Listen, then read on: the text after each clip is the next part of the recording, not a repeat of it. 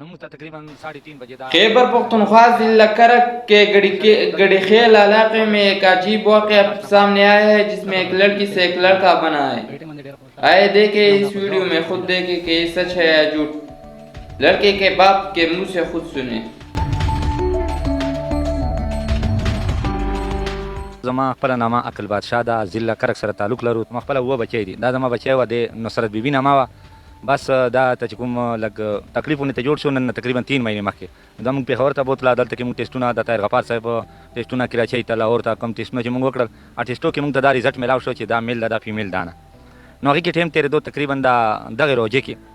2400 का तो आपके नजर में सच है या झूठ? से वो कमेंट में रात ना रही तो दी दिन موږ تقریبا 2 بجې طاهر غفار صاحب امیر کړی ته وختلو امیر کړی ته لاړو چې موږ تقریبا هغه کور تر رسیدو مخام اذان ته ټیم لګو نو موږ هغه سره جماعت وکړه هغه چې روزه ما ته کړه روزه نو تقریبا نیمه غنټه درې په ورستو نو موږ هغه احسان صاحب ته فارورډ کړو 8 بجې لګ وخت مو د شپې بس دا بیماری موږ هغه ته نه کو هغه نه هسپتال ته نه شو تقریبا 2 بجې پرې دا چې موږ دې طرف نتلو دې سره خپل ترورم لاړه ځکه چې خو خزه په خزه بوکري کې او جو کپڑے ارسه مثال خزه کې لاړه نو ته چې کله موږ دنه شو هغه زنانه ته بار ناس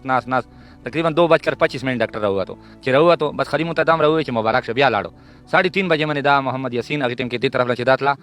د دینه ما کوم چې وا مسرت بیبي او په زنانه کپړو کې هسپتال اپریشن ډیټ ته نه وته او پس چې راتلا تقریبا 3:25 وي نو دی محمد دی باندې ډاکټر صاحب نامه خپلای خوا محمد یاسین او دې ته ډاکټر صاحب د خپل ځان نمک څخه ځان سره وړي نه دي چاپلې شوي کپڑے شوي چادر شو چا ساره کټ کړي او نام ور باندې محمد یاسین دا یې ور باندې ډاکټر صاحب دی ډاکټر احسان صاحب نو موږ ته تقریبا 3:30 بجې دا چې ملاوي دوه موږ ته تیار الک ملاو شو نو خوشاله خدل ته کې څه غار کولای مشه چې د برداشت نه بار خبره وا یاره ریان څنګه به موږ سره کور کې پاتې کېدو ولی هم دته دا معلومات نه دي شي چې کله د 3 مهینه د ماتاستو چې 3 مهینه د تکلیف جوړ شو نو دته څه د سیدار ته مخصوص شو هغه نه چې موږ تاسو کوم شروع کړل بس هغه نه موږ ته پته ولګیدا کني دینه مخکې موږ ته دا پته نه لګیدل ځکه چې زنانه او خپل خبري خام کو پدې نه ناس چې بس دا